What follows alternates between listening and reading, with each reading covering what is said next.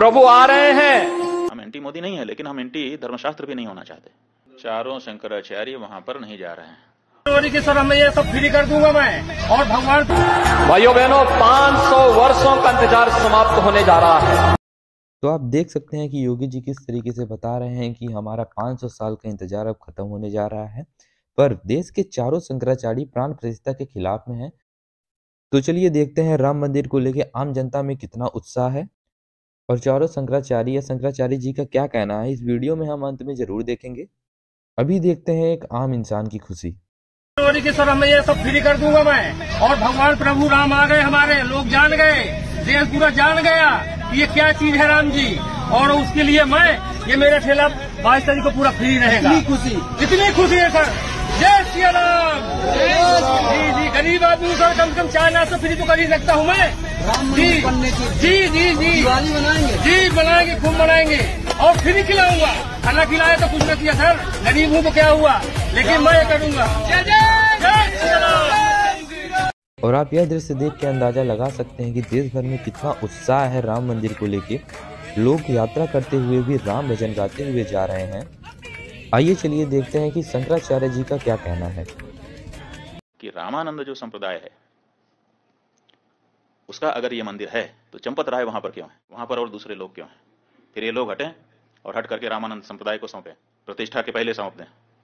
रामानंद संप्रदाय के लोग ही वहां प्रतिष्ठा करेंगे, हमें मंजूर है। हम एंटी मोदी नहीं है, लेकिन हम एंटी धर्मशास्त्र भी नहीं होना चाहते। चारों शंकराचार्य वहां पर नहीं जा रहे हैं। कारण क्या है, क्यों नहीं जा रहे हैं? किसी राग द्वेष के कारण नहीं, बल्कि शंकराचार्यों का ये दायित्व है कि वो शास्त्र विधि का पालन करें और करवाएं। अब वहां पर शास्त्र विधि की उपेक्षा हो रही है। सबसे पहली उपेक्षा क्या है कि मंदिर अभी पूरा बना नहीं और प्रतिष्ठा की जा रही है। कोई ऐसी परिस्थिति नहीं है कि अपने को अचानक कर देना पड़े। देखो, किसी समय 22 दिसंबर की रात को वहां पर मूर्तियां रख दी गई थी। वो एक परिस्थिति थी कि रात को 12 बजे जाकर के घुस करके रख दिया रामचंद्र दास परमहंस आदि लोगों ने, उस समय के जो वहां के कलेक्टर थे नैयर साहब के सहयोग से। और उसके बाद 1992 में ढांचा ढाया गया। उस समय कोई मुहूर्त थोड़े देखा जा रहा था। उस समय जैसी परिस्थिति थी उसी में आनन फानन में तंबू तान करके भगवान की मूर्ति गायब हो गई थी। उसको फिर उनके राजा साहब के घर से उनके दादी जी की मूर्ति मांग करके उसको ला करके रख दिया गया। उसकी पूजा होती रही। किसी ने प्रश्न उठाया? किसी शंकराचार्य ने नहीं प्रश्न उठाया कि भाई ये क्यों किया जा रहा है, मुहूर्त नहीं है। क्योंकि उस समय परिस्थिति थी। लेकिन आज ऐसी कोई परिस्थिति नहीं है कि हमको जरूरी हो गया कि आज 22 तारीख को ही कर दें। आज तो हमारे पास पूरा मौका है, हम अच्छे से बना करके प्रतिष्ठा कर सकते हैं। लेकिन फिर भी अधूरे मंदिर में प्रतिष्ठा कर दी जा रही है, तो ये हम कैसे स्वीकार कर लें? ये हमको कहना ही पड़ेगा पूछे जाने पर कि ये ठीक नहीं है।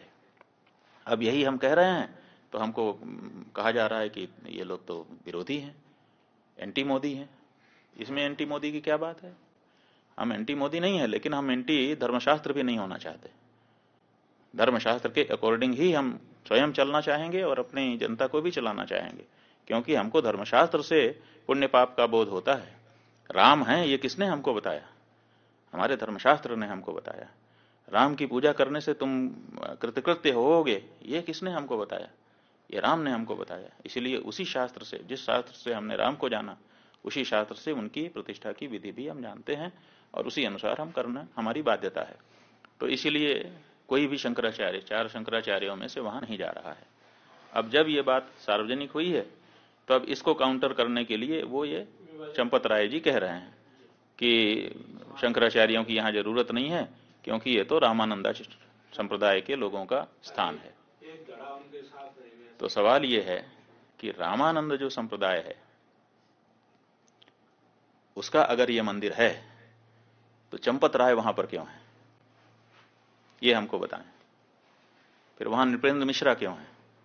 फिर वहां पर वो राजा साहब क्यों है? फिर वहां पर वो चौपाल क्यों है जो भाजपा का पटना का चुनाव लड़ने वाला व्यक्ति है? वहां पर और दूसरे लोग क्यों हैं? फिर ये लोग हटें और हट करके रामानंद संप्रदाय को सौंपें।